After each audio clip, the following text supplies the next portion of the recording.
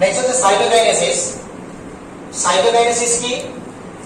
যখন ক্যারিওকাইনেসিস সম্পন্ন হলো, অর্থাৎ নিউক্লিয়াসের বিভাজন সম্পন্ন হলো, সেখানে বেশ কিছু স্টেজ, প্রোফেজ, মেটাফেজ, অ্যানাফেজ এবং টেলোফেজের পর সাইটোকাইনেসিস শুরু হবে, অর্থাৎ কোষের মধ্যে সাইটোপ্লাজমের বিভাজন হবে। সাইটোপ্লাজমের বিভাজনকে বলা হচ্ছে সাইটোকাইনেসিস। এবার এই সাইটোকাইনেসিস প্ল্যান্ট সেলে আলাদা এবং অ্যানিমাল সেলে আলাদা। প্রথম আমরা সাইটোকাইনেসিসটা দেখব প্ল্যান্ট সেলের ক্ষেত্রে। প্ল্যান্ট সেলের ক্ষেত্রে দেখব। প্ল্যান্ট সেলের ক্ষেত্রে দেখা যাবে যে একটা উদ্ভিদ কোষের ক্ষেত্রে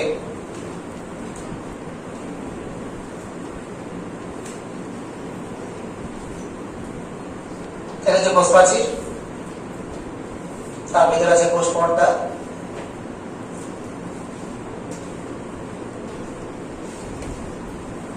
আর দুটো ধরনের নিউক্লিয়াস তৈরি হয়েছে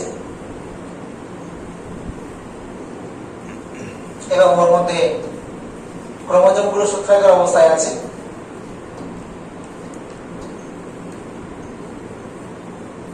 যতগুলো ক্রোমোজোম থাকবে ঠিক ততগুলোই হবে।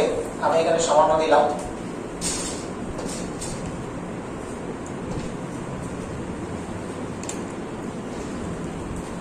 এটা হচ্ছে নিউক্লিয়াস। সাইটোকাইনেসিস যখন শুরু হবে তখন অ্যানাফেজ দশায় আমরা উল্লেখ করেছি যে এখানে কিছু ইন্টারজোনাল ফাইবার দেখা যাবে।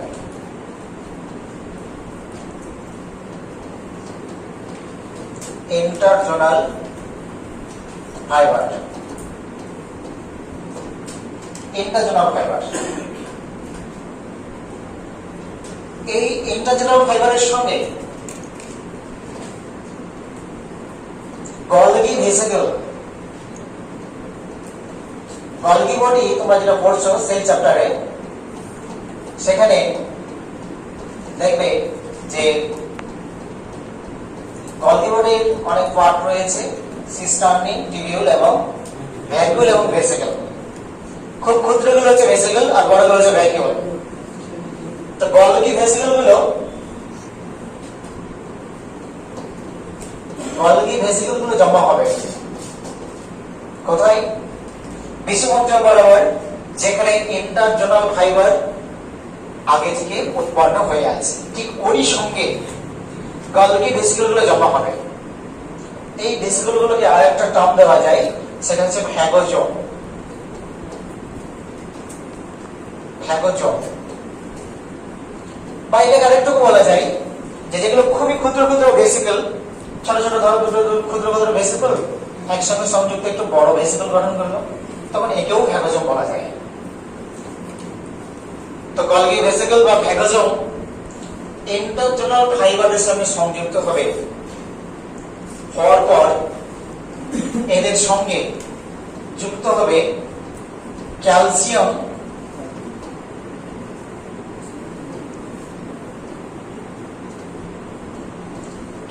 পেকটেট এবং তার সঙ্গে ম্যাগনেসিয়াম পেকটেট। ম্যাগনেসিয়াম পেকটেট জমা হয়ে তৈরি করবে সেল প্লেট, সেল প্লেট বা কোষপাত। তাই ইন্টারজোনাল ফাইবার তার সঙ্গে গলগি ভেসিকল বা ফ্যাগোজোম জমা হবে এবং তার সঙ্গে ক্যালসিয়াম পেকটেট এবং তার সঙ্গে ম্যাগনেসিয়াম পেকটেট জমা হয়ে যে গঠনটা তৈরি করবে তাকে বলা হচ্ছে সেল প্লেট বা কোষপাত। যেমন ধরো মাঠের কোনো জায়গায় ধরো রাস্তা তৈরি হচ্ছে, নতুন রাস্তা, তখন প্রথমে মাটি ফেলা হয়, মাটির পরে দুই মাঠের মধ্যে জল পাস করার জন্য কিছু কালভার্ট বা পাইপ দেওয়া হয়, তারপরে পচড়া বা ডাস্ট বা যে জায়গায় হয়তো ভাঙা ইট আছে সেখানে হয়তো ভাঙা ইট দিল, তারপর হয় ঢালাই কিংবা পিচ হলো। স্টেপ বাই স্টেপে যে কয়টা স্তর, স্তর তৈরি হয়ে একটা পার্টকে দুভাগ করে দিল, একটা রাস্তা। ঠিক স্যার, সেলের সাইটোপ্লাজমে এইরকম ইন্টারনাল ফাইবার এবং তার সঙ্গে গলগি ভেসিকল জমা হয়ে তৈরি করলো আর ক্যালসিয়াম পেকটেট এবং ম্যাগনেসিয়াম পেকটেট জমা হয়ে তৈরি করলো সেল প্লেট। আর দুটো কোষের মধ্যে সমন্বয় সাধন করবে এরকম কিছু পাইপের মতো গঠন বা নলাকৃতি কিছু গঠন বেশ কিছু দূরত্ব অনুযায়ী অবস্থান করবে। সেগুলো হচ্ছে এন্ডোপ্লাজমিক রেটিকুলামের টিবিউল পার্ট। তার মানে এগুলো হচ্ছে পরিত্যক্ত এন্ডোপ্লাজমিক রেটিকুলাম টিবিউল। এন্ডোপ্লাজমিক রেটিকুলামের হচ্ছে টিবিউল, সেগুলো ওই সেল প্লেটের ভিতরে ঢুকে গিয়ে দুটো সেলের মধ্যে একটা কানেক্ট করার জন্য বা অ্যাজ এ কালভার্ট হিসেবে কাজ করবে, যেটা পরবর্তীতে এটার নামকরণ হবে প্লাজমোডেসমাটা। প্লাজমোডেসমাটা তাহলে প্লাজমোডেসমাটা কি? কোষ প্রাচীর গঠনের সময় এন্ডোপ্লাজমিক রেটিকুলামের টিবিউল পার্টগুলো সেল প্লেটের মাঝে মাঝে নির্দিষ্ট দূরত্ব অনুযায়ী সজ্জিত হবে এবং দুটি কোষের মধ্যে সাইটোপ্লাজমিক কানেকশন রাখবে। তখন এরকম গঠনকে বলা হচ্ছে, এরকম জৈব গঠনকে বলা হচ্ছে বা জৈব নালীপথকে বলা হচ্ছে প্লাজমোডেসমাটা।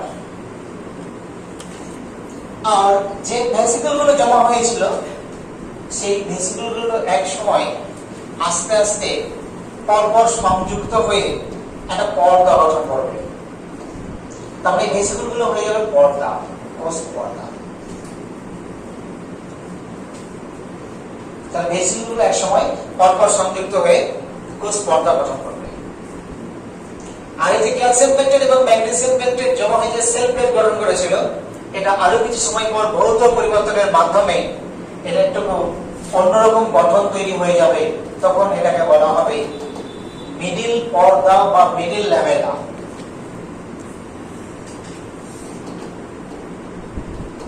মিডিল ল্যামেলা বা মধ্য পর্দা কোনটা?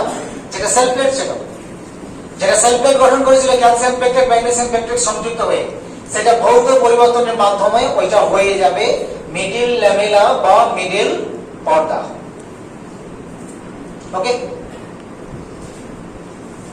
এটা কোষ প্রাচীরের একটা মধ্যস্তর গঠন হলো। আর এই মিডিল ল্যামেলার দুই সাইডে cellulose, hemicellulose, lignin, suberin, cutin, মোম জাতীয় ইত্যাদি জমা হয়ে এবং সেগুলো পরিবর্তিত হয়ে প্রাথমিক প্রাচীর এবং গৌণ প্রাচীর গঠন করবে। তাহলে এই পার্টগুলো পরিবর্তিত হয়ে প্রাইমারি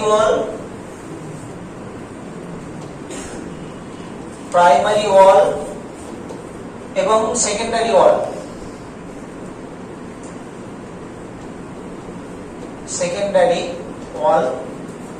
গঠন করবে কোষ প্রাচীর। হ্যাঁ, গলগি ভেসিকল গঠন করবে কোষ পর্দা। গলগি ভেসিকল গঠন করবে কোষ পর্দা, সেল মেমব্রেন। আর এই মিডিল ল্যামেলার দুই সাইডে cellulose, hemicellulose, lignin, suberin, cutin, মোম ইত্যাদি জমা হয়ে তৈরি করবে প্রাথমিক প্রাচীর এবং গৌণ প্রাচীর। সেলুলোজটা তোমাদের বলা হয়েছে? এখন হয়নি কেন?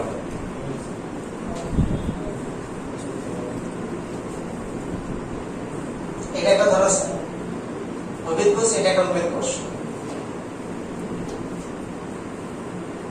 এই লাল রঙের এটা হচ্ছে মিডিল ল্যামেলা।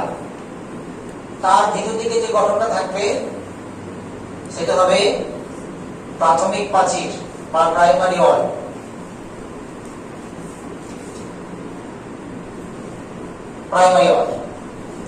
তার ভিতর দিকে আরেকটা স্তর থাকবে বা আরেকটা লেয়ার থাকবে, সেটা হচ্ছে সেকেন্ডারি ওয়াল বা গৌণ প্রাচীর।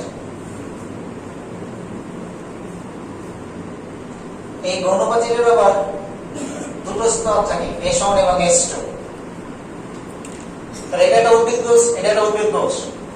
লাল কালারে যে মাঝখানে অবস্থান করছে এটা যে মিডিল ল্যামেলা। দেখো এই দুটো কোষের মাঝখানে এটা মিডিল ল্যামেলা, এই দুটো কোষের মাঝখানে এটা মিডিল ল্যামেলা, কারণ এরও এইদিকে ওইরকম প্রাচীর থাকবে। এই কোষের এখানে যদি কোষ থাকে, কোষ অবশ্যই থাকবে মিডিল ল্যামেলা। মিডিল ল্যামেলা হচ্ছে পাশাপাশি দুটো কোষের মিডিল প্রাচীর। তারপর তার নিজের ভেতর দিকে আরো প্রাচীর আছে, সেইগুলো হচ্ছে মিডিল ল্যামেলার পরবর্তী যে হলুদ কালারটা দিয়েছে সেটা হচ্ছে প্রাথমিক প্রাচীর। তার ভেতরে যেটা সবুজ কালার দিয়েছে সেটা হচ্ছে গৌণ প্রাচীর। এগুলো বলা হয়নি সেল চ্যাপ্টারে? কেন হয়নি? সেল চ্যাপ্টার পড়ানো চলছে না? তাহলে হয়নি কেন হচ্ছে? আসলে